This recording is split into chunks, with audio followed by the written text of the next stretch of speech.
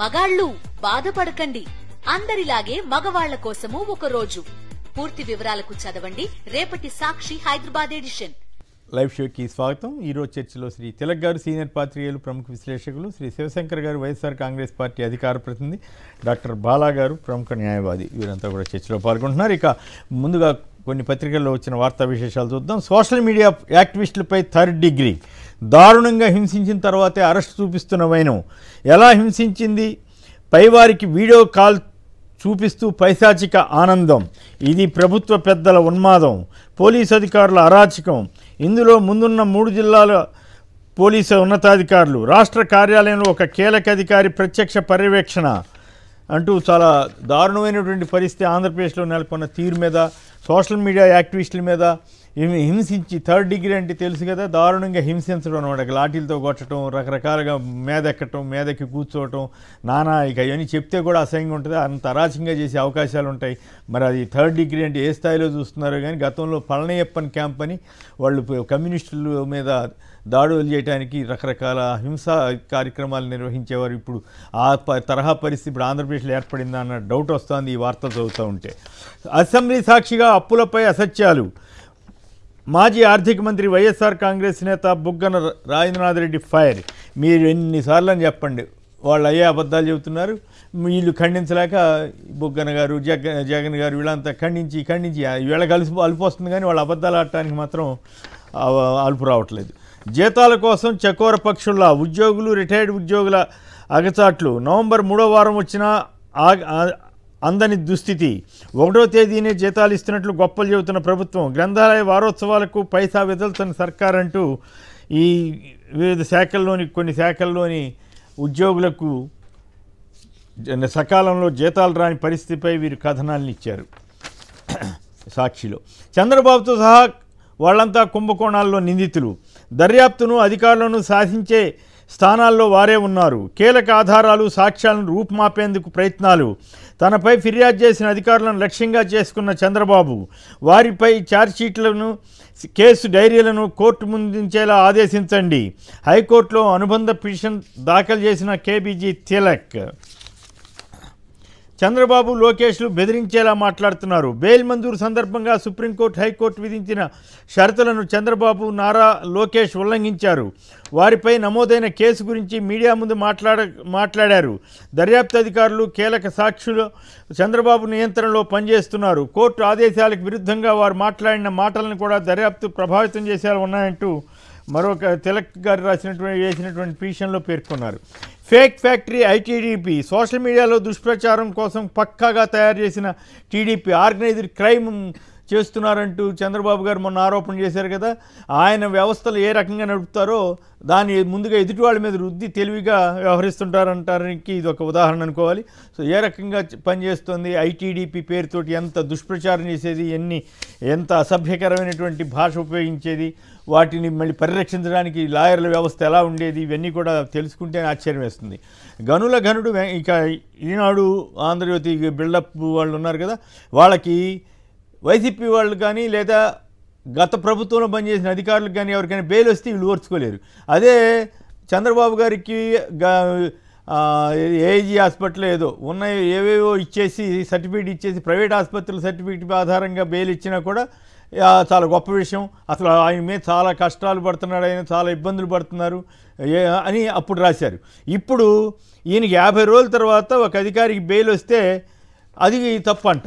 ఇంత దారుణంగా, పైగా దారుణం ఏంటంటే ఈనాడు వాళ్ళు జడ్జి గారి పేరు రాసి మరి బెయిల్ ఇచ్చిందనే వెంటనే బెయిల్ ఇచ్చిన అధికారి పేరు కూడా రాయటం చాలా అంటే దుర్మార్గపు పోకడలు పోతోంది అనడానికి ఇలా ఇది కరెక్టేనా బాలాగారు? పనిగట్టుకుని ఆ జడ్జి గారి పేరు రాయటం ఈ సందర్భంలో ధర్మమేనా?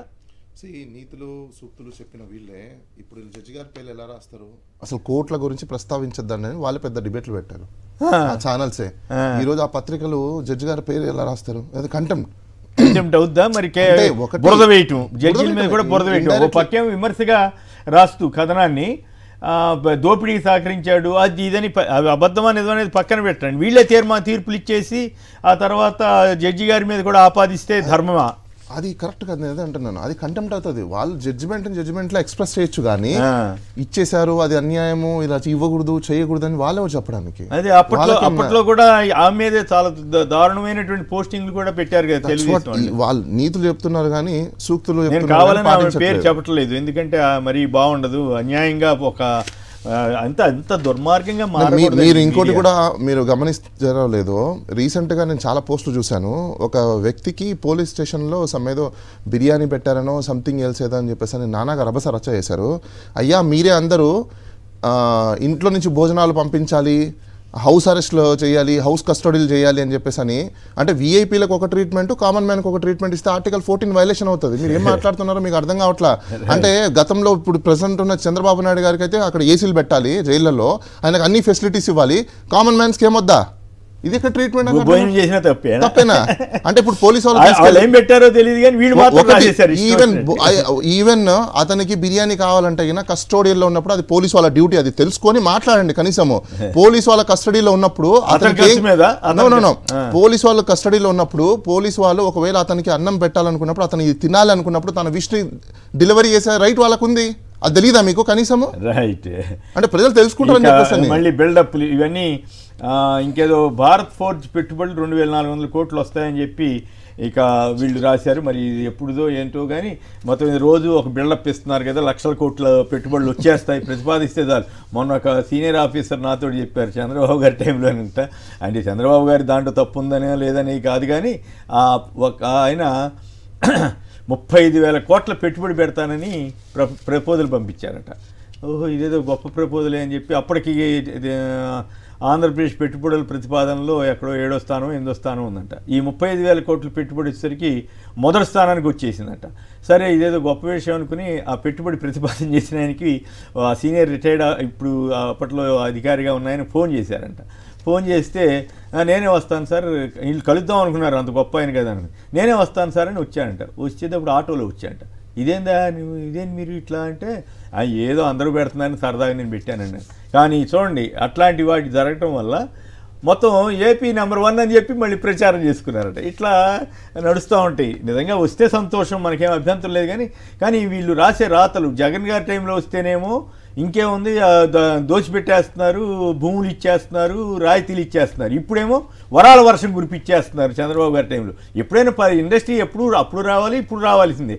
కానీ ఇంత అంటే మీడియా ఎంత దుర్మార్గంగా మారింది, ఈనాడు మీడియా ప్రత్యేకించి ఆంధ్రజ్యోతి మీడియా ఎంత దుర్మార్గంగా మారింది చెప్పడానికి మాత్రమే నేను ఈ ఉదాహరణ చెప్పాను. ఇది చూడండి మళ్ళీ ఇదే రాత అసెంబ్లీలో 6,45,000 కోట్లు 50,000 కోట్లు పోనీ 7 లక్షల కోట్ల లోపు అప్పు ఉందని అఫీషియల్గా బడ్జెట్లో చెబితే చంద్రబాబు గారు గతంలో 14 లక్షల నుంచి మళ్ళీ ఆ 7 లక్షలకు వచ్చి మళ్ళీ 10 లక్షలని ఆయన అంటే, ఈనాడు వాళ్ళు మళ్ళీ మిగిల్చింది అప్పుల కుప్ప అని జగన్ మీద పడి రాస్తారు. మరి అప్పుల కుప్ప అని అప్పుడు రాశారు కదా, మరి అప్పుడు అన్ని దారుణమైన హామీలు ఎందుకు ఇచ్చారని అన్నడు ఈ పత్రిక ప్రశ్నిస్తుంది. ఎందుకంటే వాళ్ళు ఎన్ని వేల కోట్ల అక్రమాలు చేశారో వండవల్లి అరుణ్ కుమార్ గారు కేసు పెట్టారు కదా, అది ఇప్పటికి నడుస్తూనే ఉంది కదా. వాళ్ళ కేసులు ఎన్నేళ్ళైనా నడవచ్చు, వాళ్ళు ఏమి రాసినా అరాచకంగా రాయొచ్చు. చంద్రబాబు గారు వాళ్ళకి రాయితీలు ఇచ్చేయచ్చు, 1000 కోట్ల ఆస్తి చెప్తున్నా కూడా వదిలేసేయచ్చు, కేసులన్నీ అప్పీల్స్ లేకుండా చేసేయచ్చు. సో వాటి పరిహారంగా ఇదంతా కిట్ ప్రో కింద రాదా? ఇది దుర్మార్గమైన కిట్ ప్రో అవదా? మరీ పత్రికలు కొంత స్టాండర్డ్ మెయింటైన్ చేయాలి. ఎంత నీకు ఫేవర్ చేసినా కూడా మరీ అరాచకంగా ప్రభుత్వానికి ఈ రకంగా మద్దతు ఇవ్వటం, ప్రభుత్వం మంచి చేస్తే రాయండి తప్పేం కాదు. కానీ ఈ రకంగా వాళ్ళు జగన్ మీద పడి రాయటం ఏంటో, ఈ గోల ఏందో ఎప్పటికీ ఈ దరిద్రం పోద్దో అర్థం కాకుండా ఉంది ఈ పరిస్థితి. చంద్రబాబు అరెస్ట్ వెనక చూడండి సిఐడి మహాకుట్రంట. ఇందాక తిలక్ గారు వేశారు కదా అనుబంధ పిటిషన్లో, దాన్ని రుజువు చేస్తూ ఆంధ్రజ్యోతి వాళ్ళు మళ్ళీ సిఐడి మహాకుట్రండి. వాళ్ళేమో డైరెక్ట్గా ఆ స్కిల్ స్కామ్లో ఎక్కడెక్కడి నుంచి డబ్బులు వచ్చాయి, ఏమిటి ఎన్ని షెల్ కంపెనీలు వచ్చాయి, టీడీపీ ఆఫీసుకి కూడా ఎలా డబ్బులు వెళ్ళాయని ఆధార సహితంగా ఇచ్చినట్లు వాళ్ళు ఛార్జ్ షీట్లో రాస్తే మహాకుట్రంట. ఎవరిదో ఒక ఆఫీసర్ గారిది వాంగ్మూలం మార్చేశారండి. మార్చేది ఆయనే మార్చుకున్నాడనే సంగతి అప్పుడు తెలుసు కదా అందరికీ. అయినా కూడా పచ్చి అబద్ధాలు రాస్తున్నారండి. ఈ ఆంధ్రప్రదేశ్ ఇటువంటి వాటిని నమ్మితే ఇక మనం ఏం చెప్తాం, ఇక వాళ్ళ అదృష్టం అనుకోవాలి. ఇక ఈరోజు వీడియోలు కానీ ఇతరత్ర కొన్ని వార్తలు చూద్దాం. కొడాలి నాని గారి మీద మళ్ళీ ఆశ్చర్యకరమైన రీతిలో అసెంబ్లీలో మాట్లాడిన దాని మీద కూడా కేసులు పెట్టే పరిస్థితికి చంద్రబాబు గారి ప్రభుత్వంలో కొత్త ట్రెండ్స్ అనమాట. ఈవిడెవరో సడన్గా అర్ధరాత్రి 11 గంటలకి ఈవిడ వెళ్ళి ఎవరు నా పేరు సత్యాల అంజనా ప్రియ, వయసు 23 సంవత్సరాలు, ఎస్సీ అట, ఈ కులం అవన్నీ అనవసరం అనుకోండి. ఆంధ్ర విశ్వవిద్యాలయంలో BA చదువుతున్నారట, LLB. తర్వాత 16/11/2024 మాజీ మంత్రి కొడాలి నానిపై అర్ధరాత్రి 11 గంటలకు విశాఖపట్నం 3వ పోలీస్ స్టేషన్లో కేసు నమోదైంది. 5 సంవత్సరాలుగా మాజీ మంత్రి కొడాలి నాని పత్రికా ప్రకటనలో, అసెంబ్లీ సమావేశాల్లో మరియు అధికారిక కార్యక్రమాల్లో చంద్రబాబు నాయుడిని, లోకేష్ గారులపై అవమానకరమైన రీతిలో మాట్లాడుతూ వ్యక్తిగత దోషణకు పాల్పడ్డారు. ఆ వ్యాఖ్యలు వారికి పరువు నష్టం కాకుండా వారి వ్యక్తిగత గౌరవాన్ని, కుటుంబ ప్రతిష్టను దెబ్బతీశాయంట. ఈవిడ విన్నారట 11 అర్ధరాత్రి పేట ఆమె ఎవరో పాపం ఆవిడ పేరు మీద వాడుకున్న ఈ రకంగా ఆవిడ పేరుని ఉపయోగించుకుని ఈ రకంగా కేసు పెట్టారో, లేకపోతే అర్ధరాత్రి గాడు వెళ్ళాల్సిన అవసరం ఏముందండి? అర్ధరాత్రి 11 గంటలకు కేసు నమోదైందంట. ఎందుకు నమోదైంది మరి? ఆవిడ పగలిస్తే వీళ్ళు ఆ తర్వాత ఫిర్యాదు చేశారో, లేక ఆవిడ ఆ టైంలో ఇచ్చారో, అసలు ఆవిడకి ఏమి సంబంధం? ఒకవేళ దెబ్బతింటే చంద్రబాబు గారును లోకేష్ గారు కదా కంప్లైంట్ చేయాల్సింది. వాళ్ళు వదిలేసి ఈవిడ మనోభావాలు దెబ్బతింటే ఏంటంటే కొత్త ట్రెండ్. వెంటనే పోలీసులు కేసు నమోదు చేశారట. అట్లా నమోదు చేయొచ్చు బాలాగా? కేసులు నమోదు చేయాలంటే, FIR కట్టాలంటే సార్, ఒకటి ప్రిలిమినరీ ఎంక్వైరీ ఫస్ట్ చేయాలి. చేసి దాంట్లో నిజంగా అంత గ్రీవెన్స్ ఉందా లేదా, అప్లై అవుతుందా లేదా, లేనప్పుడు వాళ్ళు కేసు డైరీ రాసుకొనేసి ఒక GD నెంబర్ రాసేసి దాన్ని రిజెక్ట్ చేసేయచ్చు. కానీ కన్వర్ట్కి FIR నేను అదే అంటే నేను ఒకటి చెప్పాలనుకుంటున్నాను మీకు. ఈ సోషల్ మీడియాలో ఈ మధ్యకాలంలో FIRలు బాగా కడుతున్నారు చూసారా? 1కి 10 కేసులు 20 కేసులు కదా. నాకు ఏమనిపిస్తుందంటే జగన్ గారికి, చంద్రబాబు గారికి ప్రధాన ప్రత్యర్థి జగన్ గారు కాదు, ఇంటూ రవికిరణ్ ఏమో అంత భయపడిపోయారేమో అనిపిస్తుంది. అన్ని కేసులు ఏంటండి? దుర్మార్గం కదండి. అధికారం ఉంటే ఇట్లా చేయొచ్చా? కేసు పెట్టారంటే పోనీ అదో సరే ఏదో నడుస్తుంది అనుకోవచ్చు. ఇప్పుడు కొడాలి నాని మీద విశాఖపట్నంలో అర్ధరాత్రి వేళ ఒక యువతి వెళ్ళి కేసు పెడతారా? అదే ఆవిడ పెట్టిన కేసుని అర్ధరాత్రి నమోదు చేస్తారా? మరి ఆవిడ ఎప్పుడు పెట్టారో తెలియదు. ఆవిడ మనమేమి అనడం లేదు, పద్ధతి కూడా కాదు, అవసరం లేదు. కానీ ఆ కేసు పెట్టిన తీరు ఇవన్నీ కూడా ప్రభుత్వం ఈ రకంగా చేస్తోందా అన్న అనుమానం వస్తుంది కదా. ఆంధ్రప్రదేశ్లో ఒకవేళ ఈ లైవ్ షో చూస్తున్న పోలీస్ డిపార్ట్మెంట్లో ఎవరున్నా కూడా ఒకసారి మీరు సబ్జెక్ట్ బుక్ ఓపెన్ చేసుకొని చూసుకోండి. పాస్ట్లో ఎప్పుడో జరిగిన అఫెన్సెస్ మీద మీరు బేసిక్ రిప్రజెంటేషన్ లేకుండా ఈరోజు మీరు FIR కట్టడానికి లేదు, మీరు లిమిటేషన్ అయిపోతుంది, జ్యూరిస్డిక్షన్ ఉండదు.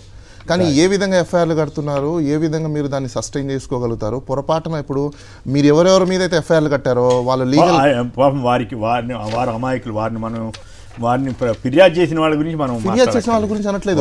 పోలీస్ వాళ్ళు ఎవరైతే ఉన్నారో, ఇప్పుడు నేను కంప్లైంట్ ఇచ్చాను సార్, కంప్లైంట్ ఇచ్చినప్పుడు పోలీస్ వాళ్ళు ఇప్పుడు సో టైంలో సో క్రైమ్ జరిగింది సో అని రాసిస్తాను. అది ఈ గవర్నమెంట్ రాకముందు జరిగిన పోస్టుల గురించి, అప్పుడెప్పుడో జరిగిన పోస్టుల గురించి అవన్నీ బయటికి తీసి ఇప్పుడు క్రైమ్లు కడుతున్నారు, పాతవి. నేను అదే అంటున్నా, క్రైమ్ మీరు కట్టాలి అంటే ఇలాంటి సోషల్ మీడియా పోస్టుల మీద అది వితిన్ 30 days 60 daysలో ఉండాలి. కానీ లిమిటేషన్స్ ఉంటాయి, ఆ లిమిటేషన్స్ చూసుకోవాలి, జ్యూరిస్డిక్షన్ తీసుకోవాలి. మీరు jurisdiction చూసుకోవట్లేదు, limitations చూసుకోవట్లేదు, cause of యాక్షన్లు చూసుకోవట్లేదు.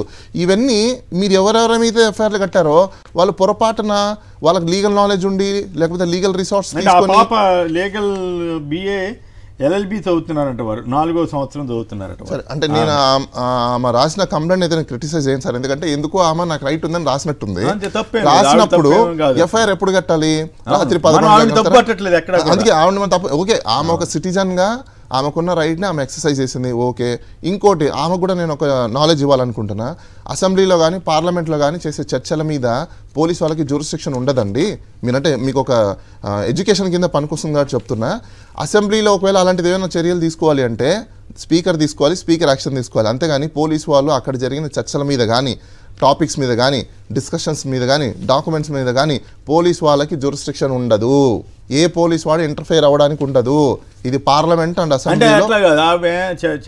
Assembly సమావేశాలు, ప్రెస్ కాన్ఫరెన్స్ అన్ని కలిపి పెట్టారు. మరి అలా వస్తే కొడాలి నాని గారిని బండబూతులు తిట్టారు కదా ప్రెస్ కాన్ఫరెన్స్ లో తెలియజేసే వాళ్ళు. నేను అదే ఎవరు చెప్తున్నారు, లోకేష్ గారు వెళ్ళి గుడివాడ వెళ్ళి నానా అసహ్యంగా కొడాలి నానిని ఇచ్చేస్తా అది పోయిస్తా అని కూడా అన్నారట. మరి అవి ఇప్పుడు ఒకవేళ ఇప్పుడు ప్రస్తుతం జరుగుతున్న అరాచకం మనం ఒకసారి చూసుకుంటే, సోషల్ మీడియాలో జరుగుతున్న అరాచకం చూసుకుంటే, ఇప్పుడు నేను చెప్పినట్టు విధంగా జ్యూరిస్డిక్షన్స్ ఉండవు, లోకల్ స్టాండీస్ ఉండవు, తర్వాత కాజ్ ఆఫ్ యాక్షన్స్ ఉండవు, ఎప్పుడు టైం అయిందో ఉండదు.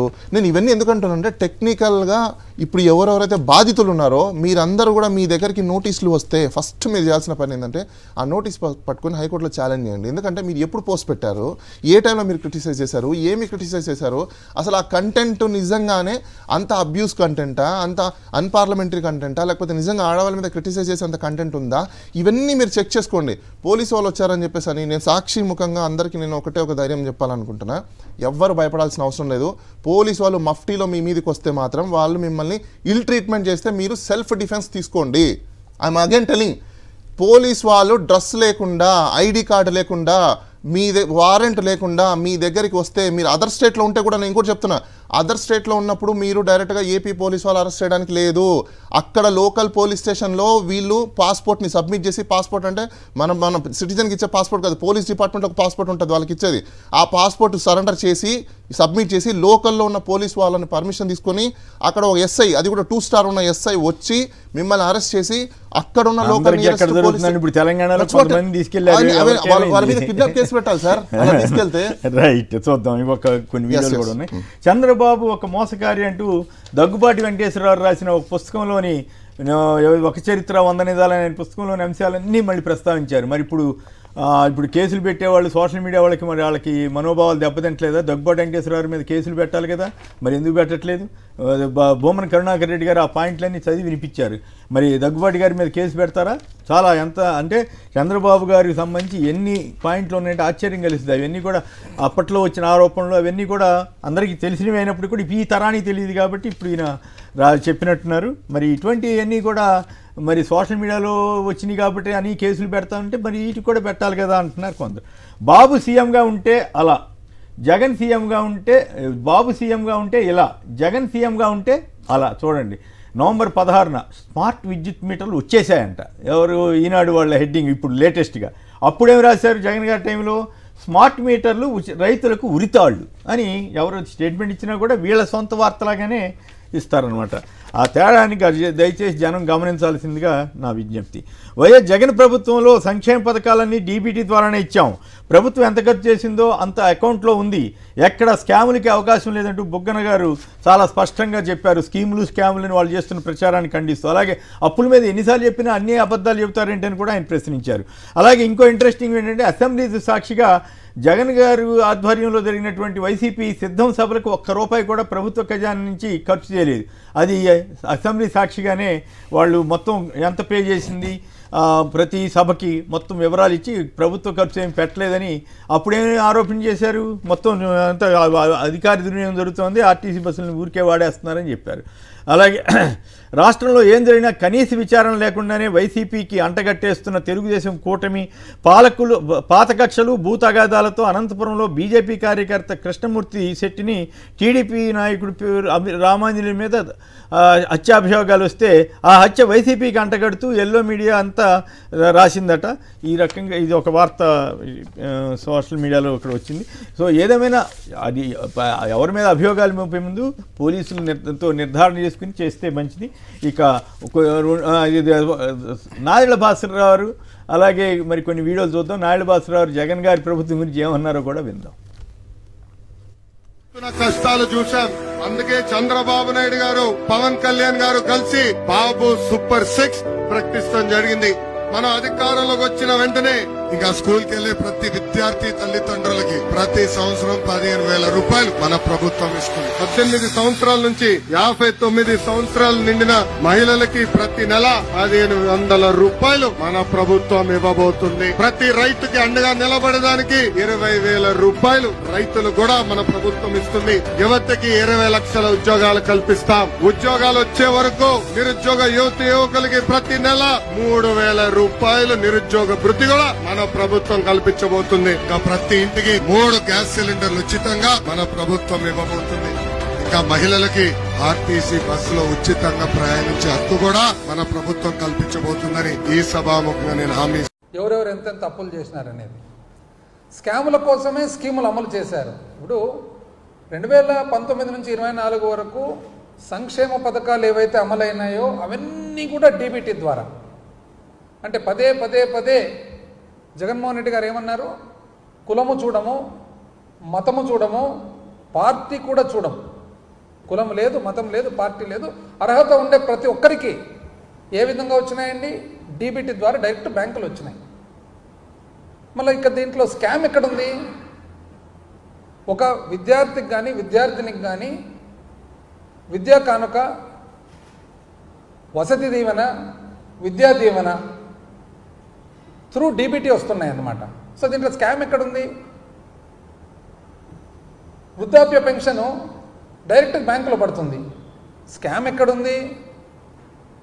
అమ్మఒడి బ్యాంకులో పడుతుంది, స్కామ్ ఎక్కడుంది? చేయూత బ్యాంకులో పడుతుంది, స్కామ్ ఎక్కడుంది?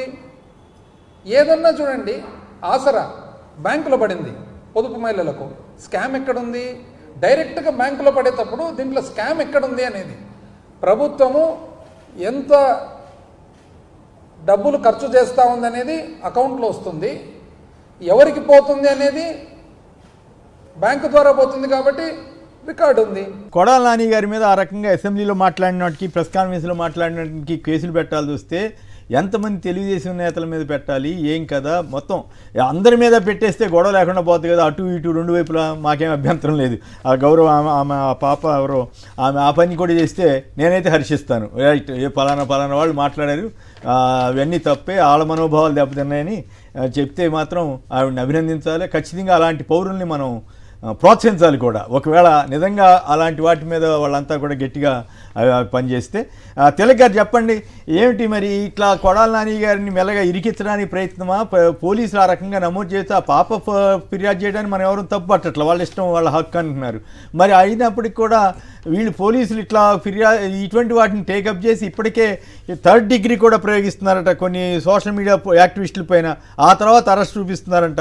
ఏమిటి దారుణం? ఇంకోవైపు ఏమో సరే మీరు వేశారు కాబట్టి దాని గురించి మీరేం మాట్లాడరేమో, అడిషనల్ అఫిట్ దానికి తగ్గట్టుగానే అయితే ఎల్లో మీడియాలో మీరు రాసిన దాన్ని ధృవీకరిస్తూ వార్తలు కూడా వచ్చాయి, అది జరిగింది ఇది జరిగింది అప్పట్లో అని.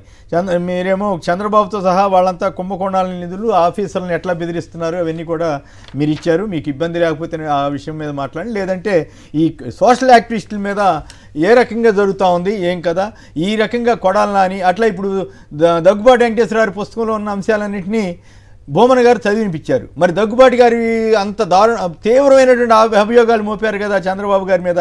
మరి దగ్గుబాటి గారి మీద అది అప్పుడు ఇప్పుడు ఈ ఫిర్యాదులు చేస్తున్న వాళ్ళ మనోభావాలు చంద్రబాబు గారి మీద ఇంత ఆరోపణలు చేస్తావా?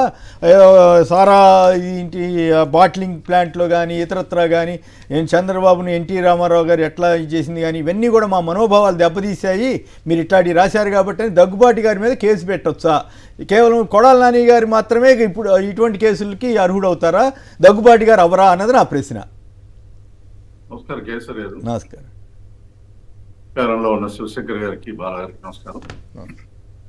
ఇప్పుడు ఈ సోషల్ యాక్టివిటీస్ మీద కేసులు అనేది వన్ సైడ్ జరుగుతున్నాయి. ఇప్పుడు జరుగుతున్న అసెంబ్లీ సమావేశాల్లో సోషల్ మీడియాలో దాన్ని సోషల్ మీడియాని కట్టడి చేయడానికి ఒక బిల్లు తీసుకొస్తున్నారని కూడా ముఖ్యమంత్రి గారు చెప్పారు. ఇప్పుడు బిల్లులు ఎన్నైనా తీసుకురావచ్చు, చట్టాలు ఎన్నైనా చేయవచ్చు. చట్టం అమలులో వన్ సైడ్ ఒక పక్కన మాత్రమే చేస్తే ఆ ఏ చట్టం అన్నా ఉపయోగం లేదు. ఒక పక్కన వాళ్ళ మీద ఆరోపణలకి ఫిర్యాదులు తీసుకుని అరెస్టులు చేయటం, దాంట్లో ఇల్లీగల్ గా దాని మీద 3rd డిగ్రీ ఉపయోగించడం, ఇటువంటివన్నీ చేస్తున్నప్పుడు ఇటువంటి చట్టాలున్న ఉపయోగం ఏముంది? ఒక చట్టం ప్రకారం మీరు ఒక పార్టీ మీదో ఒక సెక్షన్ మీదో కొంతమంది మీదో కేసులు పెట్టడం, అధికార పార్టీ వాళ్ళకి అనుకూలమైన వాళ్ళ మీద కేసులు లేకుండా చేయటం అనేది ఎన్ని చట్టాలు తీసుకొచ్చినా దానివల్ల ఉపయోగం ఉంది. ఇది పైకి ఏదో పూత పూసి ప్రతిపక్ష పార్టీలను మరింతగా వేధించడానికి పనికి వచ్చే చట్టం ఉంటుంది తప్ప నిష్పాక్షికంగా సోషల్ మీడియాని కట్టడి చేసే ప్రయత్నం అని నేను అనుకోవట్లేదు. ఒకటి. 2, అసలు సోషల్ మీడియా మీద ఎందుకు దాడి జరుగుతుంది అని అంటే, ఈ రాష్ట్రంలో దశాబ్దాల తరబడి ఆంధ్రప్రదేశ్లో రాజకీయాల్లో కొన్ని మీడియా సంస్థలు, మెజారిటీ మీడియా సంస్థలు తెలుగుదేశం పార్టీకి అనుకూలంగా ఉన్నాయి. ఈ పరిస్థితుల్లో రాజశేఖర రెడ్డి గారు సాక్షి అనే పత్రిక లేకపోతే రెండో వైపు వాదన వినపడదు, ప్రజలకి తెలియదు, అందుకనే సాక్షి పేపరు, సాక్షి టీవీ తీసుకొస్తున్నామని చాలా స్పష్టంగా బహిరంగంగా చెప్పారు. ఆ వాస్తవం అది అది ఆచరణలో క్లియర్గా కనిపిస్తుంది. అది రెండో వైపు వాస్తవాల్ని సాక్షి బయటికి చూపిస్తోందని. ఈ నేపథ్యంలో మెజారిటీ మీడియా తెలుగుదేశం పార్టీకి అనుకూలంగా మలుచుకోవడంలో చంద్రబాబు నాయుడు గారు సక్సెస్ అయ్యారు కాబట్టి YSR Congress party social media మీద ఎక్కువ డిపెండ్ అవుతుందని అనిపిస్తుంది. అటువంటిప్పుడు సోషల్ మీడియాని కట్టడి చేస్తే ఇంకా వాళ్ళకి మెజారిటీ మీడియా సోషల్ మీడియా కట్టడి చేయటం మొత్తం తెలుగుదేశం పార్టీకి వ్యతిరేకం కాకుండా ఉంటాయి. కాబట్టి అప్పుడు వైఎస్ఆర్సీపీ చెప్పేది ఎక్కువగా జనంలోకి వెళ్లకుండా పోతుంది అనే ఉద్దేశంతోనే ఈ దాడులన్నీ చేస్తున్నారని నేను అనుకుంటున్నాను. ఇక ఈ కొడాల నాని గారి మీద కేసు అనేప్పటికీ అసెంబ్లీలో మాట్లాడిన ఏదైనా అదే చెప్పేది, చట్టం ఏదైనా కానీ వాళ్ళకి అనుకూలంగా చేయదలుచుకున్నప్పుడు ఇలాగే బిహేవ్ చేస్తాము. అరెస్ట్ చేసినప్పుడు డిఎస్పీ లాంటి వాళ్ళు, ఎస్పీ లాంటి వాళ్ళు ఉత్తర కొరియా గురించి ప్రస్తావన చేయటం, లేకపోతే ఇంకొక అరబ్ కంట్రీస్ లో ప్రస్తావన చేయటం చేస్తే, ఇప్పుడు మొన్న ఒక ఎస్పీ గారు డిఐజీ గారు చెప్పారు అరబ్ కంట్రీస్ లో అయితే ఉరిదీస్తారో రాళ్లతో కొడతారని. మరి ఉత్తర కొరియాలో ఇట్లా మాట్లాడితే అధికారులు ఏం చేస్తారో కూడా తెలిసి ఉండాలి ఆయనకి. మరి తెలియకుండా మాట్లాడారా? అలా ఇప్పుడు వరదలు వస్తే నిర్లక్ష్యం వహించారని చెప్పేసి అధికారులను ఉరిదీయించాడు ఉత్తర కొరియాలో. మరి అది కూడా తెలిసి ఉండాలి డిఐజీ గారికి. వల్ల చట్టాలు ఎన్నున్నా చట్టాల అమల్లో మాత్రం నిష్పాక్షికత, చిత్తశుద్ధి లేకపోతే ఇది అధికార పార్టీకి అనుకూలమైన చట్టాలుగానే మారతాయి తప్ప మరొకటి కాదు. బాధితులకి నష్టం జరుగుతుంది తప్ప మరొకటి కాదు. ఇంకొకటి, ఈ కేసుల్లో మరొకటి గమనించదగ్గ అంశం ఒకటి, సరే అధికార పార్టీ మీద ఎప్పుడో పెట్టిన వ్యాఖ్యలు, ఉదాహరణకు కొడాల నాని గారు ఆయన అసభ్యంగా లేకపోతే అనుచితంగా మాట్లాడారండి. ఇది ఒక పార్టీకి పరిమితం కాదు కదా. సాక్షాత్తు ముఖ్యమంత్రిగా ఉన్న జగన్మోహన్ రెడ్డి గారిని అసభ్య పదజాలంతో దూషించిన సందర్భాలు చంద్రబాబు నాయుడు గారు దూషించారు, లోకేష్ గారు దూషించారు, ఇంకా చాలా మంది అలా మాట్లాడారు. మరి ఆ అనుచిత పదాలకి సమర్థించుకుంటూ, ఉదాహరణకు బోషడెక్కి అనే పదాన్ని సమర్థించుకుంటూ ఎన్ని రకాలుగా మాట్లాడారు. ఉరిదీస్తే తప్పేంటన్నారు, చంపేస్తే నీకు వచ్చే ఎవరు అడ్డొస్తారన్నారు, మాట్లాడాం. అందువల్ల చట్టాలు అమలు చేయడంలో అది ఆ రకమైన కేసులు ఒకసారి వన్ సైడ్ తెలుగుదేశం పార్టీని విమర్శించిన వాళ్ళని, వ్యాఖ్యలు చేసిన వాళ్ళని కేసులు పెడతారు. మరి వాళ్ళు అనుసరించి వాళ్ళు చేసిన వాటి గురించి మాత్రం పట్టించుకోండి. మీరు నిన్న ఇందాక ఎవరో చెప్తున్నారు సార్, నేనైతే ఆ టీవీలు చూడలేదు కానీ ఒక ఆమె ఎవరో కూర్చుని జగన్ గారిని నానా అరాచకంగా మాట్లాడిందట. ఆ భాష మాట్లాడాలంటేనే మనం సభ్య సమాజం అంగీకరించలేదు, అట్లాంటి భాష మాట్లాడిందట. మరి ఇప్పుడు ఆవిడ మీద కూడా కేసులు పెడతారా? మరి వీళ్ళు కంప్లైంట్, వైసీపీ వాళ్ళు కంప్లైంట్ చేస్తారో లేదో నాకు ఐడియా లేదు, శివశంకర్ గారి తర్వాత చెప్తారు. అట్లాంటివి మరి అటువంటివి జరుగుతున్నప్పుడు ఇప్పుడు ఇందాక కొడాల నాని గారి మీద చేసిన వాళ్ళని మనం అభినందిస్తున్నాం కదా, అటువంటి ఫిర్యాదులు చేయదలుచుకున్న వాళ్ళు అట్లాంటివి ఏం జరిగినా సరే మరి ఇప్పుడు ఆ మహా టీవీలో మాట్లాడిన వాళ్ళ మీద కూడా వాళ్ళు కంప్లైంట్ చేస్తారా? మరి చేస్తే మనం ఎవరు చేసినా అభినందించవచ్చు, దాంట్లో వాస్తవం ఉందా లేదా అనేది తర్వాత తేలుతుంది. కానీ ఈ రకంగా ఒక వన్ సైడ్గా వెళ్తే ఎంత ప్రమాదం. ఇప్పుడు నేను అడుగుతున్నాను, దగ్గుబాటి వెంకటేశ్వరరావు ఆ రకంగా రాశారు చంద్రబాబు గారి మీద, మరి ఇప్పుడు ఆయన మీద కేసు పెట్టాలా అక్కర్లేదా? ఇప్పుడు చంద్రబాబు గారి అభిమానుల మనోభావాలు దెబ్బతిన్నట్లా కాదా? ఒకటి శ్రీనివాస్ గారు, దగ్గుబాటి సార్ గారు ఇంకోటి గారు, చట్టం వన్ సైడ్ అమలు జరుగుతున్నప్పుడు అసలు వాళ్ళ తెలుగుదేశం పార్టీ వాళ్ళ మీద కేసులు లేనప్పుడు దగ్గుబాటి సార్ మీద ఎందుకు పెడతారు? వాళ్ళు తెలుగుదేశంకి అవసరమైన వాళ్ళ మీద ఫిర్యాదులు చేసే వాళ్ళకి కూడా అటువంటివి కూడా చేస్తే ఇంకా బాగుంటది కదా అని నా సలహా. లేదు, తెలుగుదేశం పార్టీ మీద ఒక్కరి మీద కూడా, ఒక్క మహాసేన రాజేష్ మీద మాత్రం మొన్న కేసు రిజిస్టర్ అయింది. అతను కూడా నా మీద ఎందుకు పెట్టాడు తెలియట్లేదు, ఇదే మాట్లాడాడు. మిగతా వాళ్ళు ఎవరి మీద, తెలుగుదేశం కానీ జనసేన మీద కానీ అసలు కంప్లైంట్ ఇచ్చినా కూడా తీసుకోరా?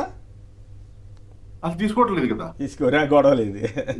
ఇప్పుడు తెలుగుదేశం ఈ ప్రభుత్వం, కూటమి ప్రభుత్వానికి చిత్తశుద్ధి ఉంటే 2014 నుంచి వచ్చినటువంటి 2009 నుంచి వచ్చిన పోస్టులు, సోషల్ మీడియాలో వచ్చిన పోస్టుల మీద ఒక కమిషన్ ఏమనండి, జ్యుడిషియల్ ఎంక్వైరీ ఏమనండి, హైకోర్టు సిబిఐకి అప్పచెప్పేస్తే సరి, అది వేస్తే సరిపోతుంది కదా. ఏ పార్టీ ఎక్కువ చేసిందని తెలిసిపోద్ది.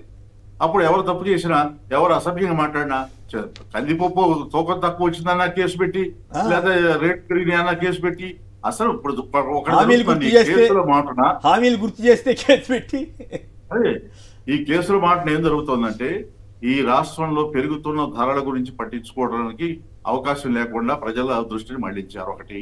2, ప్రభుత్వ హామీలు అమలు జరపకపోయినా ప్రజల దృష్టిని మళ్లించడానికి దీన్ని అవకాశంగా తీసుకున్నారు. 2. 3, ప్రభుత్వ బడ్జెట్ లో లోపాల గురించి మాట్లాడడానికి అవకాశం లేకుండా, చర్చించుకోవడానికి అవకాశం లేకుండా ప్రజల్ని పక్కదారి పట్టించారు. ఇలాంటివన్నీ జరుగుతున్నాయి. ఒక కేసులో ఎందుకు వాడు కాన్సన్ట్రేట్ చేస్తానంటే ఇవన్నీ పక్కదారి పడతాయి. వాళ్ళు చేసే తప్పులు బయటకు రావట్లేదు. లోగడ జరిగిన లోపాలు జరగటం. ఇంకో మాట చెప్తానండి మీకు. ఈ మధ్య 2-3 పండుగలు వచ్చినాయి. ఆ పండుగలప్పుడు పచారీ షాప్కి వెళ్ళండి, లేకపోతే క్లాత్ షాప్కి వెళ్ళండి, లేకపోతే ఇంకొక షాప్కి వెళ్ళండి, వ్యాపారాలు లేవని చెప్పారు. ఎందుకనంటే జగన్ గారు ఉంటే జనం దగ్గర డబ్బులు రొటేట్ అయ్యాయి, మా దగ్గర వ్యాపారం జరిగేది. ఇప్పుడు డబ్బులు ఎక్కడ ఉన్నాయండి జనం దగ్గర? చంద్రబాబు నాయుడు గారు మొత్తం జేబులు ఖాళీ చేసి ధరలే పెంచేశాడు. ఉన్న డబ్బులు ఏమో ఆ నిత్యావసర వస్తువులు కొంటకే సాడలేదు. అందువల్ల మేము మా వ్యాపారాలు పడిపోయాయని చెప్తున్నాను. ఇది జరుగుతుంది. మరి నిత్యావసర వస్తువులు ధరలు తగ్గించాల్సిన నాదెండ్ల మనోహర్ గారు ఆయన ఏదో ఆయన ఏం చేస్తున్నాడో ఎవరికి అర్థం కాదు. అసలు సమస్య వదిలేసి, ధరలు తగ్గించే సమస్య వదిలేసి బియ్యం మిల్లుల మీద దాడిలో చేస్తున్నాను అంటాడు. మరి కాకినాడ దాడులు చేశాడు, మరి ఏం చేశాడు? ఆ కేసులు ఏమైనా ఎవరికి తెలియదు. ఇంకా జిల్లాల్లోకి వెళ్ళి కేసులు మిల్లుల మీద దాడి. అయితే అవన్నీ ఒక ఎత్తేది. ఇప్పుడు 3rd డిగ్రీ ప్రయోగిస్తున్నారు, దాని మీద కూడా కామెంట్ చేస్తే మళ్ళీ శివశంకర్ గారితో మాట్లాడదాం. ఈ 3rd డిగ్రీ ప్రయోగించడం ఏంటి?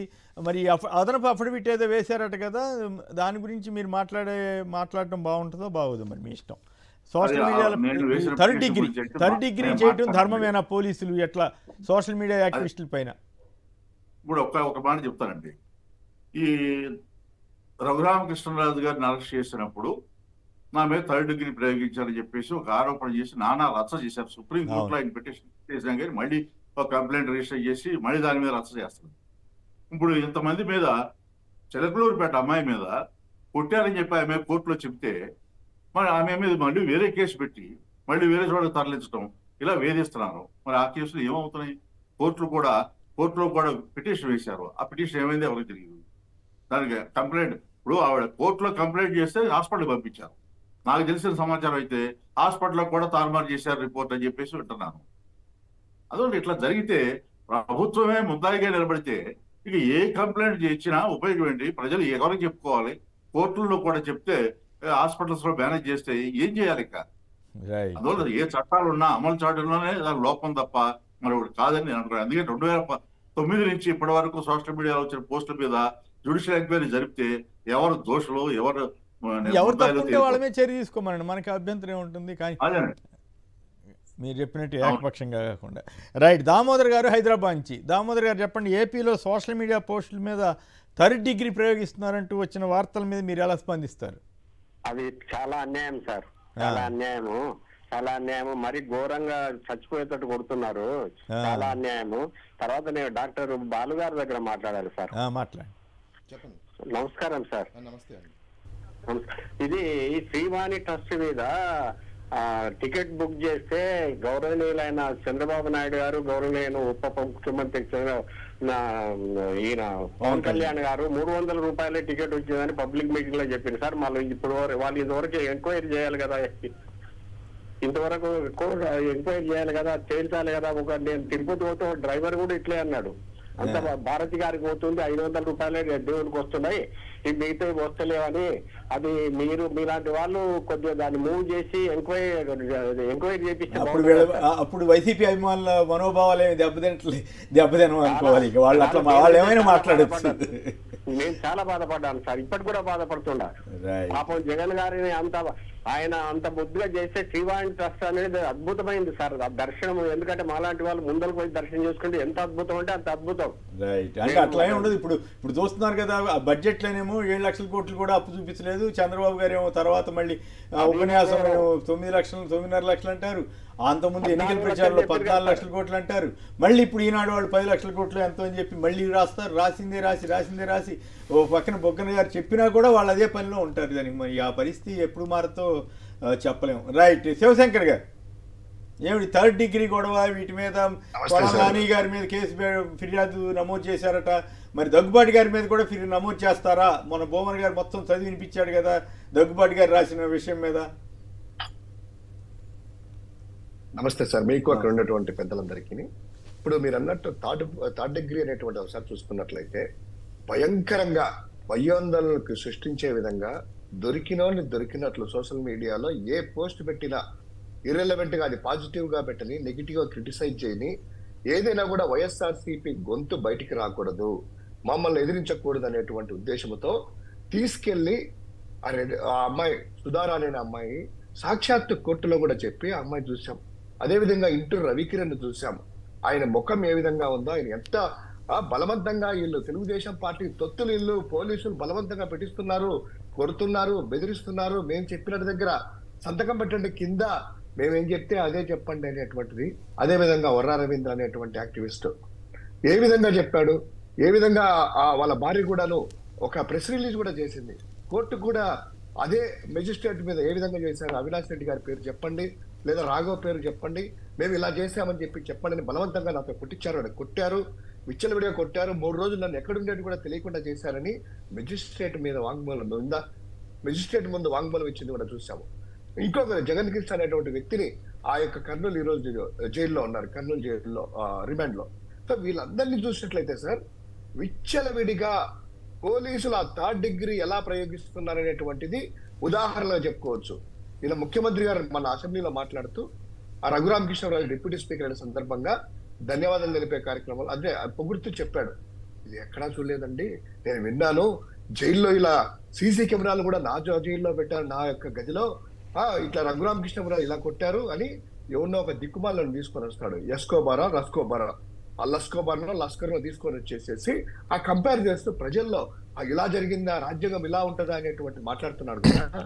ఈ రోజు నీ ప్రభుత్వంలో నీ పోలీసులు ఈ విధంగా ఒక సాధారణ కార్యకర్తల్ని, సాధారణ ప్రజల్ని భావ ప్రకటన స్వేచ్ఛను హరిస్తూ ఏ విధంగా 3rd డిగ్రీ చేస్తున్నారో దాని మీద కూడా ఒకసారి సెషన్స్ ఇంకా అయిపోలేదు కదా, ఆ చంద్రబాబు గారు మాట్లాడితే ఓసారి బాగుంటది.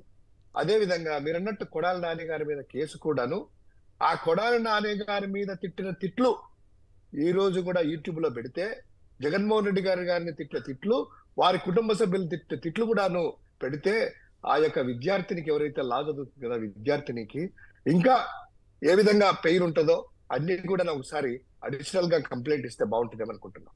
ఇంకోటి సార్, మీరు ఇందాక చెప్పారు, మీరు పార్కులో మాట్లాడుతుంటే అనేసి ఏదో తిరుగుతుంటే ఒక మహిళని సాక్షాత్తు జనసేనకు సంబంధించినటువంటి అధికార ప్రతినిధి ఒక ఛానల్ పేరు చెప్పొచ్చునో తెలియదు కానీ బీఆర్కే న్యూస్ లో కూర్చొని వద్దు ఆ ఛానల్లో కూర్చొని జగన్ గారి పట్ల, వారి భార్య పట్ల, వాళ్ళ పిల్లల పట్ల, వాళ్ళ తల్లి పట్ల, పుట్టుక గురించి ఏ విధంగా అసభ్యంగా మాట్లాడిందో దాన్ని ధృవీకరిస్తూ తను ఇంకొక సెల్ఫీ వీడియో తీసి ఆమె అకౌంట్ లో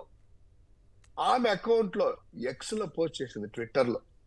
దీని గురించి సమాజంలో ఉన్నటువంటి పలువురు కూడాను సోషల్ మీడియా వేదికగా ఆమె కింద కమెంట్లు చూసినా, ప్రత్యేకంగా పోస్టులు చేసినా ఇలా మాట్లాడచ్చా ఒకవేళ ఈ రోజు సోషల్ మీడియా యాక్టివిస్ట్ కేసులు పెడుతున్నారు కదా, ఈమె మీద సుమోటోగా కానీ అదే విధంగా ఎందుకు చర్యలు తీసుకోవద్దు పార్టీ పరంగా అనేటువంటిది అడిగితే దానికి సమాధానం లేదు. దాదాపు 48 గంటలు గడుస్తున్నా కూడా దీనికి సంబంధించింది ఎక్కడే కూడా ఆ జనసేన అధినేత సనాతన ధర్మం గురించి మాట్లాడి, అదే విధంగా ఆయన ఒక పాత ఎన్ని కేసులు పెడుతున్నారు కదా, ఈ రోజు కొట్టినా కూడా ఒక యూట్యూబ్ లో సెర్చ్ చేసినా తెలుస్తుంది.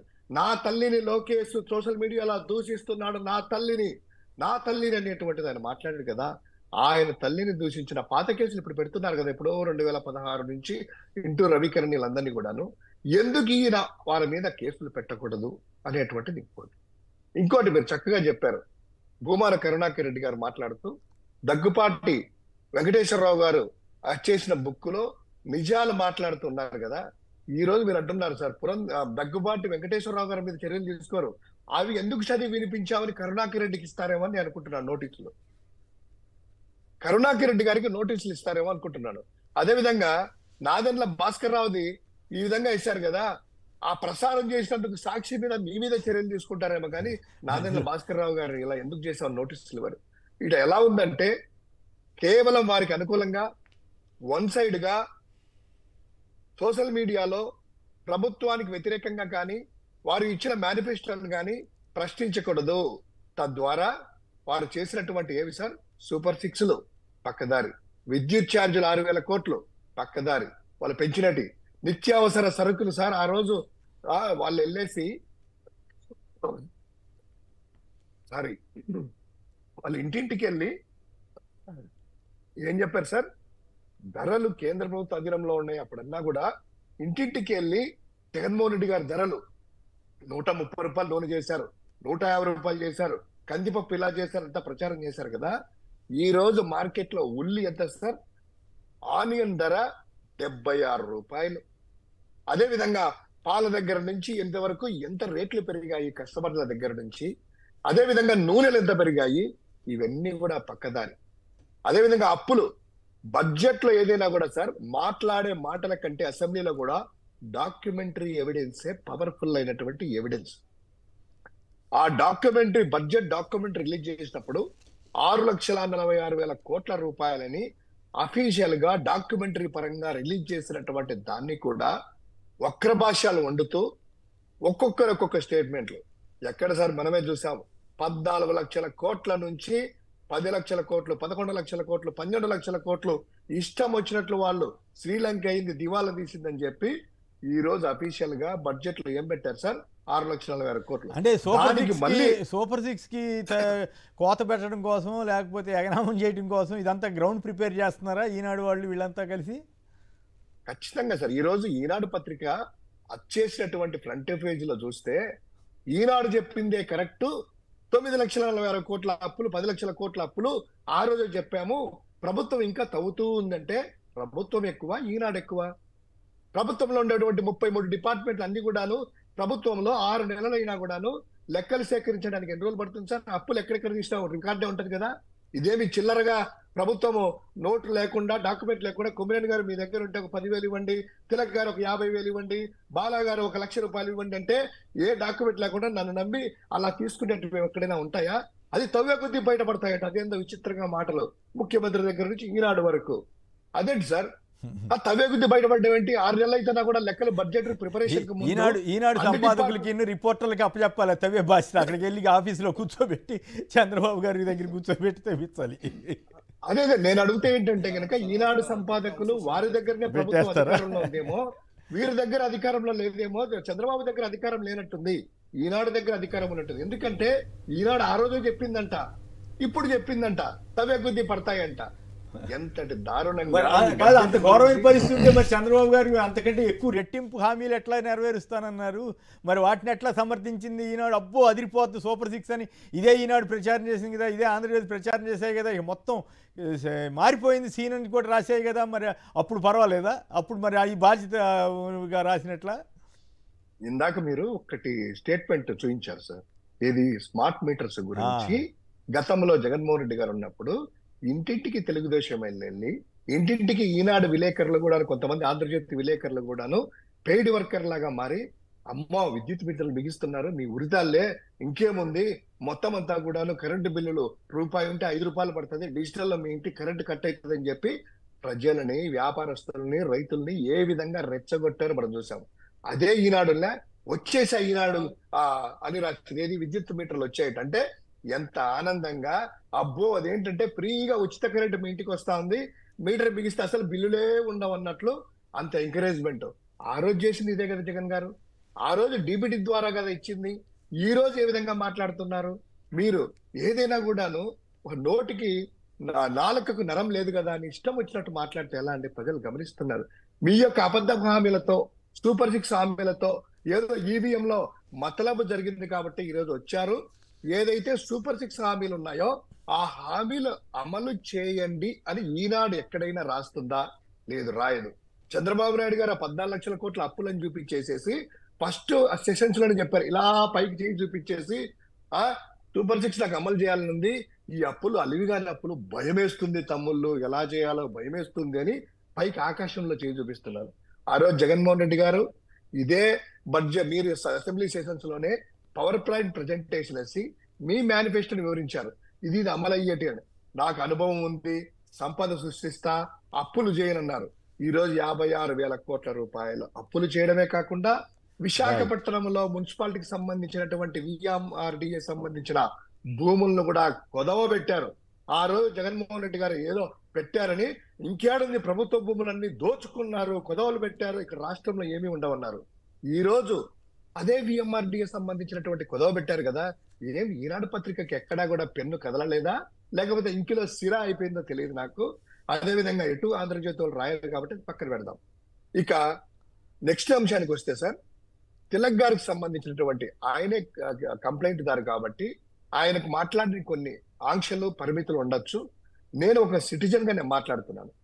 ఏదైతే తిలక్ గారు వేసినటువంటి పిటిషన్ లో మేము కూడా ఏకీభవిస్తూ సర్వాధికారాలు ముఖ్యమంత్రికి ఉంటాయి కాబట్టి అన్ని డిపార్ట్మెంట్లకి పర్యవేక్షణ అధికారి శాసించే అధికారము ఆయనకు ఉంటుంది కాబట్టి ఆయన మీదనే ఏదైనా కూడా అభియోగాలుంటే కింద వాళ్ళు ఏదైనా దస్తాలు ప్రీపేర్ చేయాలన్నా కూడా సాక్ష్యాలు ప్రొడ్యూస్ చేయాలన్నా కింద ఉండే వాళ్ళే కాబట్టి ఆయనకు రిపోర్ట్ చేసే బాసులే అధికారులే కాబట్టి ఎవరు కూడాను భయపడతారు అనేటువంటి ఉద్దేశంతో. అదే విధంగా ఇంకోటి సార్, కోర్టు బెయిల్ ఇస్తే ఏం చెప్పింది, ఈ కేసు గురించి ఎక్కడా మాట్లాడరాదు అనేటువంటి ప్రధానమైనటువంటి కండిషన్ పెట్టింది. కానీ కండిషన్ ఉటంకిస్తూ ఇది ఏదో వాళ్ళ బామర్ది ఇద్దరు కలిసి ఒక షో చేశారు అన్స్టాపబుల్ ఏదో ఆహాలో అని, అందులో కూడాను అన్యాయంగా అక్రమంగా రద్దు చేశారు, ఏ తప్పు చేయలేదు, ఇటువంటి కేసు నిలబడదో చూశారు కదా నేను బయటకు వచ్చాను అనేటువంటి మాటలు మాట్లాడుతూ నిన్న హిందుస్థాన్ టైమ్స్ కూడాను కాంక్లేవ్ లో ఇదే కేసు గురించి చేసేసి తప్పుడు కేసు, నేనే తప్పు పదే పదే ఆ కేసు గురించి మాట్లాడుతున్నారు కాబట్టి కింద ఉండే అధికారులకి నేను తప్పు చేయలేదు అనేటువంటి మాట బయటికి వస్తుంది కాబట్టి ఆయన దగ్గర నుంచి కింద వాళ్ళు అదే ప్రిపేర్ చేసుకోండి మైండ్ గా. పాత డాక్యుమెంట్లు అన్ని కూడాను వాళ్ళ కస్టడీలో ఉన్నాయి కాబట్టి ఆ డాక్యుమెంట్ లో చేంజెస్ చేయకూడదు, చెయ్యరు అనేటువంటి నమ్మకము మాకు అనిపించలేదు. ఖచ్చితంగా ఏదో జరుగుతుంది కాబట్టి సెంట్రల్ ఇన్స్టిట్యూట్స్ సిబిఐ కానీ ఈడీ కానీ ఈ కేసును బదలాయింపు తీసుకోవాలని, నిజంగా చంద్రబాబు గారు నేను నిప్పు తుప్పు అని అంటుంటారు కదా, ఈ కేసుకి ఇంతమంది ప్రజాపవేజ వేసినా వీళ్ళందరూ కూడా మాట్లాడుతున్నారు కదా, ఈయనే స్వయంగా ఒక లేఖ రాసేసి కేంద్ర ఇన్స్టిట్యూట్స్ కి ఇది హ్యాండిల్ చేసుకోండి అని చెప్పి చేస్తారని మీ డిమాండ్ అయ్యేదా పెట్టదా. రైట్. అప్పారావు గారు చోడవరం నుంచి. అప్పారావు గారు నమస్కారం, మాట్లాడండి. సోషల్ మీడియా యాక్టివిస్టులని ఈ రకంగా హింసించడం ధర్మమేనా, పోలీసులకి తగునా? మీ టీవీ వింటూ మాట్లాడకూడదు మిత్రమా. నమస్తే సార్. నమస్తే, మాట్లాడండి సార్. అందరూ ప్యానల్లో ఉన్న అందరికీ నమస్కారం అండి. సార్, జగన్ గారు చూసే స్కీమ్స్ అన్ని కూడా మాకు ఎంత బాగా డిబేట్ ద్వారా ఎంత ఒక్క రూపాయి లంచం లేకుండా చాలా క్లియర్ కట్ గా అకౌంట్ కి వచ్చాయి ప్రతి ఒక్కరు కూడా స్కీమ్ లో మీరు అనేది. చెప్పండి. హలో, చెప్పండి, వినపడుతుంది. అదేనండి, జగన్ గారి స్కీమ్స్ అన్ని కూడా ఒక్క రూపాయి లంచం లేకుండా ప్రతిదీ కూడా డెబిట్ ద్వారా మాకు వచ్చాయి. అందరూ కూడా మా ప్రజలు లబ్ధి పొందేవండి. అవును, అయినా అవినీతి అని చెప్పి అసెంబ్లీలో చెప్తున్నారు కదా తెలుగుదేశం వాళ్ళు. అది స్కానర్ అవుతుందండి. తర్వాత సచివాలయం వ్యవసాయ రైతులకు కరెంట్ ఏదైనా పోతే 19 కొడితే ఇలా వచ్చి చేశారు. ఇప్పుడండి రాత్రి 3 రోజులు సరే ఫీజులు వేయటం లేదండి. ఇప్పుడైతే అక్కడ దాకా వ్యవస్థకి భయం అంటూ లేదండి. రైట్, చూద్దాం. రైట్, బాలగారు చెప్పండి, ఏమిటి ఇందాక 3rd డిగ్రీ మీద మాట్లాడారు.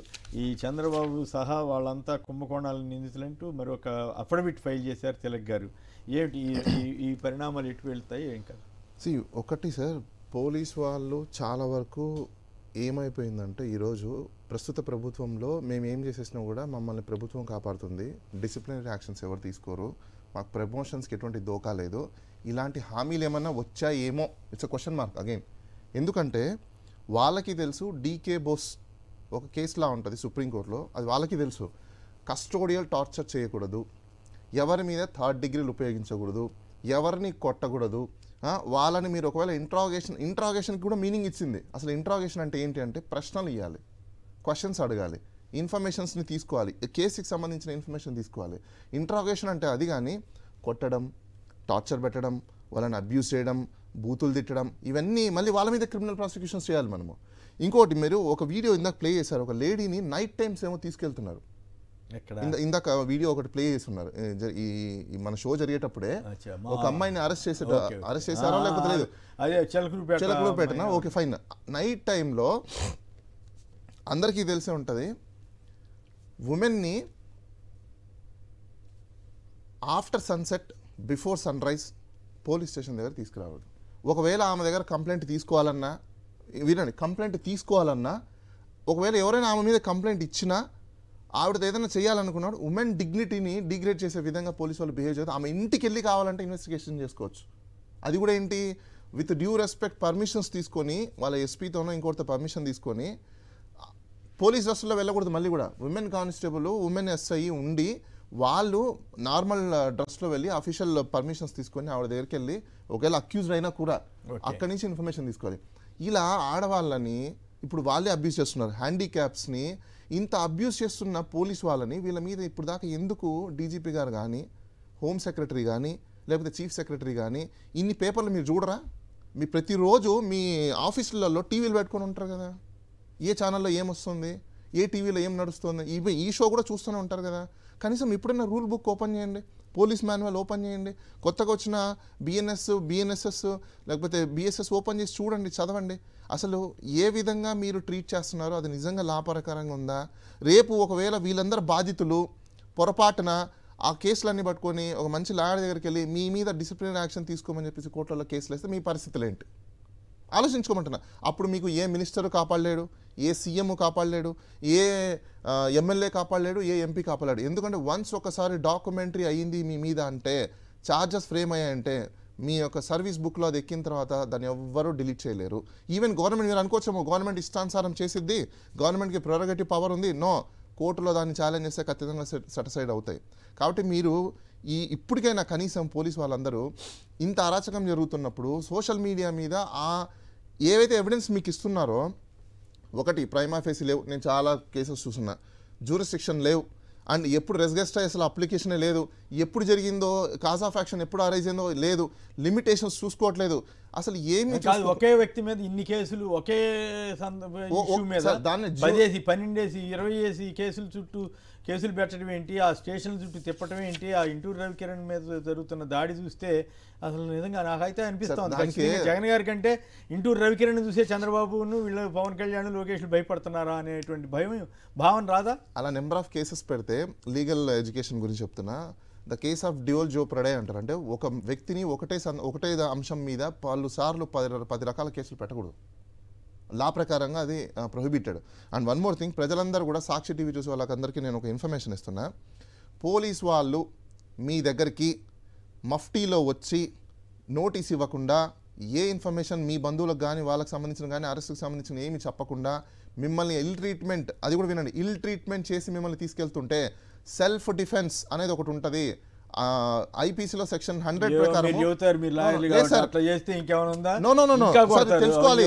నేను అదే అంటున్నాను, పోలీస్ వాళ్ళు మిమ్మల్ని ఇల్ ట్రీట్మెంట్ చేస్తే బంధువులు కానీ లేకపోతే ఎవరైనా కానీ మీరు సెల్ఫ్ డిఫెన్స్ తీసుకోండి, లేదంటే పోలీస్ వాళ్ళు మిమ్మల్ని డ్యామేజ్ చేసినప్పుడు మాత్రం మీరు తట్టుకోలేరు. నేను ఇది మళ్ళీ చెప్తున్నాను, ఆంధ్రప్రదేశ్ ప్రజల్లో ఉన్న ప్రజలందరికీ అలానే పోలీస్ డిపార్ట్మెంట్ వాళ్ళు కానీ దయచేసి పోలీస్ వాళ్ళు ఎవరు కూడా ప్రజల్ని ఇల్ ట్రీట్మెంట్ చేయకండి. ఎందుకంటే ఇప్పుడు సోషల్ ఎడ్యుకేషన్ చాలా వచ్చేసింది, సోషల్ మీడియా రావడం వల్ల మీరు చేసే ప్రతి ఎప్పుడు జరుగుద్ది అంటే ఒకప్పుడు కాదు, ఇవన్నీ ఎప్పుడు జరుగుతాయి, న్యాయ వ్యవస్థ కూడా అంత గట్టిగా నిలబడింది సార్. అట్లాగే ఉందని మీరు అనుకుంటున్నారు, అందరూ అనుకోవాలిగా. ఇప్పుడు ఉదాహరణకి కేరళలో అతని పేరు ఏదో మర్చిపోయాను, విజయవాడ ఇది జరిగింది, కస్టోడియల్ డెత్ జరిగింది, మొత్తం పెద్ద సంచలనం పెద్ద సంచలనం అయిపోయింది. ఇట్లాంటి కేసులో కరుణాకరణ్ అని చీఫ్ మినిస్టర్ ఉండేవాడు, ఆయన పదవి పోయింది. అదేది ఈ కోర్టులు గట్టిగా అకౌంటబిలిటీ అంటారు, అకౌంటబిలిటీ మోరల్ ఎథిక్స్ తీసుకోవాలి. మరి ఇప్పుడు అట్లా ఆ స్థాయిలో ఉందా అనేది ఇప్పుడు చర్చ. నేను కంప్లైంట్ కూడా ఇచ్చాను సార్, మన విజయవాడలో వరదలు వచ్చినప్పుడు డిప్యూటీ చీఫ్ మినిస్టర్ మీద అలానే హోమ్ మినిస్టర్ మీద కంప్లైంట్ ఇచ్చి అకౌంటబిలిటీ తీసుకోండి అని చెప్తే ఇప్పుడు దాకా దాని మీద మీరే చెబుతున్నారు, చాలా పటిష్టంగా ఉన్నాయి. అన్ని నిష్పాక్షంగా పనిచేయాలా, కనీసం థర్డ్ ఏది ప్రభుత్వం ఎగ్జిక్యూషన్ ఇవన్నీ ఉన్నటువంటి న్యాయ వ్యవస్థ అనేది బ్యాలెన్స్ చేసే అవకాశం ఉన్నటువంటి ఏకైక వ్యవస్థ. వాళ్ళు కూడా వాళ్ళు గట్టిగా నిలబడితే పౌరులకి రక్షణ, న్యాయ వ్యవస్థ మీద అపారమైన గౌరవం పెరుగుద్ది. కానీ ఆ పరిస్థితి ఎంతవరకు ఉందనేది ఇప్పుడు ప్రజల్లో ఆ మాట మనం అంటాం కాదు, న్యాయ వ్యవస్థలోని వాళ్ళే జడ్జిలు రిటైర్ అయిన తర్వాతే చెబుతున్నారు, మా వ్యవస్థలో ఇట్లా ఉంది అట్లా ఉంది. దీపక్ జోషి అన్న ఆయన సుప్రీంకోర్టు పెద్ద జడ్జిలు గొప్ప వాళ్ళే చెప్పారు. సరే, అయితే ఇప్పుడు చెప్పండి, చంద్రబాబు సహా కుంభకోణాల నిందితులు అంటూ తిలక్ గారు వేసిన అడిషనల్ అఫిడవిట్ మీద ఏమన్నా స్పందించే అవకాశం వస్తుందా, ఎట్లా దాని మీద? ఖచ్చితంగా ఇప్పుడు దానికి తగ్గట్టుగానే తెలుగుదేశం మీడియా సిఐడిని విమర్శిస్తూ వార్తలు రాస్తున్నారు, సిఐడి ఆఫీసర్ల మీద ఏదో స్కాములు ఆపాదిస్తున్నారు. మరి అదంతా ఎట్లా? అంటే నాకు తెలిసి తిలక్ గారు ఎందుకు ఆ కేసు వేసి ఉంటారంటే ఆయనకు ఒక అప్రహెన్షన్ వచ్చి ఉంటుంది. బీయింగ్ యాజ్ అ సిటిజన్, ఒక చీఫ్ ఎగ్జిక్యూటివ్ పర్సన్ ఈరోజు ఆ పవర్లోకి వెళ్ళిపోయిన తర్వాత ఆయన పవర్స్ని యూజ్ చేసి, ఎందుకంటే ఆయనే దానికి హెడ్. సో ఇన్వెస్టిగేషన్ చేసే టీమ్స్ ఎవరు, ఆయన కింద పనిచేసేవి అంటే ప్రిన్సిపల్ సెక్రటరీస్, దాని కింద ఉండే డీజీపీలు, దాని కింద ఉండే ఇన్వెస్టిగేషన్ ఆఫీసరు, వీళ్ళందరూ ఇన్ఫ్లుయెన్స్కి గురయ్యే అవకాశాలే ఉన్నాయి. ఎందుకంటే ఇండైరెక్ట్లీ కూడా కాదండి, డైరెక్ట్లీ. ఎందుకంటే చీఫ్ మినిస్టర్ అయినా కాబట్టి. సో ఆయనకు వచ్చిన ఒక భయంతో ఆయన ఏం చేశారంటే, ఇది ఫెయిర్ ఇన్వెస్టిగేషన్ జరగాలంటే ఆర్టికల్ 21 ప్రకారము ఫెయిర్ ఇన్వెస్టిగేషన్ కూడా ఒక రైట్. కాబట్టి ఈ కేసులన్నింటినీ కూడా సెంట్రల్ ఇన్వెస్టిగేషన్కి ట్రాన్స్ఫర్ చేయమని చెప్పారు. మీకు ఒక ఎగ్జాంపుల్ చెప్తాను. అంటే రీసెంట్గానే జరిగింది. మీరు క్విట్ ప్రోకో అని చెప్పారు చూసారా, గ్రేటెస్ట్ క్విట్ ప్రోకో ఏంటో తెలుసా మీకు? ఒక సంస్థ, ఒక మీడియా సంస్థ ఒక రాజకీయ పార్టీకి నేను అపోజిషన్లో ఉన్నప్పుడు మొత్తం నేను సపోర్ట్ చేస్తాను చేసిందా లేదా అనేది ప్రజలకు తెలుసు, మనకి తెలుసు. వచ్చిన తర్వాత నాకు నువ్వేమిస్తావు అంటే, ఇది 3 రకాల డొనేషన్స్ ఉంటాయి. ఒకటి క్యాష్, ఒకటి వైర్ ట్రాన్స్ఫర్, మూడోది ఏంటంటే పొలిటికల్ పార్టీతో తీసుకునే డొనేషన్స్ కూపన్ సిస్టమ్ అంటారు. ఇది కూపన్ సిస్టమ్ లాంటిది క్విట్ ప్రోకో అనుకోవాలి. ఆ మీడియా సంస్థ బాగా సపోర్ట్ చేసిన తర్వాత ప్రభుత్వం వచ్చాక, చీఫ్ మినిస్టర్ అయ్యాక ఆయనని తీసుకెళ్లి టీటీడీ చైర్మన్ చేశారు. It's a clear cut quid pro quo. Clear cut quid pro quo. ఎందుకంటున్నానంటే, గత ప్రభుత్వంలో ఉన్నప్పుడు వీళ్ళు చేసిన వ్యాఖ్యలు కావచ్చు, డిబేట్స్ కావచ్చు, ఇవన్నీ షోస్ మొత్తం తీసుకుంటే దానికి తగ్గట్టుగా ఈరోజు వచ్చిన ఒక పోస్ట్ తీసుకుంటే ఎందుకు ఈయనకి ఇచ్చారనేది క్వశ్చన్. ఇది క్విట్ ప్రోకో కాదు అనుకుంటే let him to resign first. లేదు క్విట్ ప్రోకో అని అడ్మిట్ అయితే ఆయన మీద ఖచ్చితంగా యాక్షన్ తీసుకోండి. సీఎం మీద కూడా ఇమీడియట్లీ కరప్షన్ యాక్ట్ ప్రకారం డబ్బులు ట్రయల్ జరిగితేనే కాదండి, చాలా మంది మాట్లాడారు. ఇచ్చిన పదవుల గురించి కాదు, ఇప్పుడు ఆయన మీద ఉన్న కేసులు. నేను ఎందుకంటున్నానంటే, ఈ క్విట్ ప్రోకోలోనే ఈ రోజు కూడా ఇప్పుడు ఈయన మీద ఉన్న కేసులన్నింటినీ సెంట్రల్ ఏజెన్సీకి ట్రాన్స్ఫర్ చేయకపోతే కలరబుల్ ఎక్సర్సైజ్ జరుగుతుంది, మిస్యూజ్ ఆఫ్ పవర్ జరుగుతుంది. ఈ మిస్యూజ్ ఆఫ్ పవర్ తీసుకుని బెయిల్స్ ఇచ్చిన కండిషన్స్ కావచ్చు, ఇన్వెస్టిగేషన్స్లో పోలీస్ వాళ్ళు అరెస్ట్ ఎందుకు చేస్తారండి? ఎవిడెన్స్ని ట్యాంపర్ చేస్తారని, విట్నెస్ని ఇన్ఫ్లుయెన్స్ చేస్తారని చెప్పేసి అని. Now this is not indirectly influence of witness. First కండిషనే కదా, ఇండైరెక్ట్లీ విట్నెస్ని ఇన్ఫ్లుయెన్స్ చేసినట్టే. అండ్ ఎవిడెన్స్ని ట్యాంపర్ చేయడానికి ఈజీగా ఉంటుంది. ఇప్పుడు ఒకసారి చీఫ్ మినిస్టర్ మీకు ప్రిన్సిపల్ సెక్రటరీని పిలిచి నువ్వు ఇది చేయమని చెప్పారనుకోండి, డెఫినెట్లీ చేస్తారు, చేయకుండా సమస్య లేదు. సో అలాంటప్పుడు మళ్ళీ సెంట్రల్ ఇన్వెస్టిగేషన్స్కి ఇవ్వకుండా ఈ కేసులని స్టేట్ ఎలా ఇన్వెస్టిగేట్ చేస్తుంది? సెంట్రల్ ఇన్వెస్టిగేషన్లో కూడా సిబిఐనో ఈడీనో కాదు చేయకూడదు, స్పెషల్గా ఒక సిట్ని ఏర్పాటు చేయాలి. Right, okay. ఇవన్నీ అయ్యే పని కాదులేండి, మీరు చెప్పేది బాగానే ఉంది. ఎందుకంటే సెంట్రల్లోని వాళ్ళే, ఇక్కడ వాళ్ళే కాబట్టి. ఫైనల్గా తిలక్ గారు ఏమన్నా సంక్షిప్తంగా ఏమైనా మాట్లాడతారా? క్లోజ్ చేసేద్దాం టైం. తిలక్ గారు. శ్రీనివాస్ గారు, ఆ కేసు గురించి, పిటిషన్ గురించి అయితే నేనేం మాట్లాడను. ఓకే, వద్దులేండి, దాని గురించి కాదు. ఇప్పుడు కేసులు చంద్రబాబు నాయుడు గారు అసెంబ్లీలో అప్పుల గురించి అవాస్తవాలు చెప్తున్నారు. రికార్డు ఉంది, రికార్డుని కాకుండా ఆయన మాటల్లో చెబుతున్నారు, బయట చెప్తున్నారు, అసెంబ్లీ వెలుపల చెబుతున్నారు. ఆయన అవాస్తవాలు చెప్పడం అనేది బయట జనానికే కాదండి, కోర్టులో కూడా చెప్పారు కదా. ఆయన బెయిల్ తీసుకునేప్పుడు ఏం చెప్పారు? ఆయన గుండెకి చిల్లు పడిందని, 24 గంటలు అంబులెన్స్ ఉండాలని, ఆయన నడవలేకపోతున్నారని, ఇట్లాంటివన్నీ పెట్టి చెప్పారు. మరి అవన్నీ ఇప్పుడు అమలు జరుగుతున్నాయా? అవన్నీ ఎవరైనా హెల్త్ కండిషన్ చూసారా? సరే, ఇవన్నీ జరుగుతాయి. అట్లాగే మొన్న అసెంబ్లీలో మాట్లాడుతూ నా జైల్లో నాకు సీసీ కెమెరాలు పెట్టారు. సీసీ కెమెరాలు పెట్టాలి, పెట్టకపోతే అక్కడ ఏదైనా వివిఐపి ఉన్నప్పుడు ఏదైనా జరిగితే అక్కడ ఏం జరిగింది ఎట్లా తెలుసుకుంటారు? అందువల్ల దాన్ని వక్రీకరించి ఏసీ పెట్టారని చెప్పట్లేదా? ఏసీ పెట్టినట్టు మాత్రం చెప్పట్లేదా? అడిగిన ఏసీ పెట్టారని చెప్పట్లేదు. దోమలకి ట్రైనింగ్ ఇచ్చి చంపడానికి పంపించారన్నారు. ఆ దోమలు కూడా కనపడాలి కదా సీసీ కెమెరాలో. Right, okay. తిలక్ గారు, శివశంకర్ గారు, డాక్టర్ బాలా గారు అందరూ కూడా ధన్యవాదాలు. ఇది నేటి చర్చా కార్యక్రమం. నమస్కారం.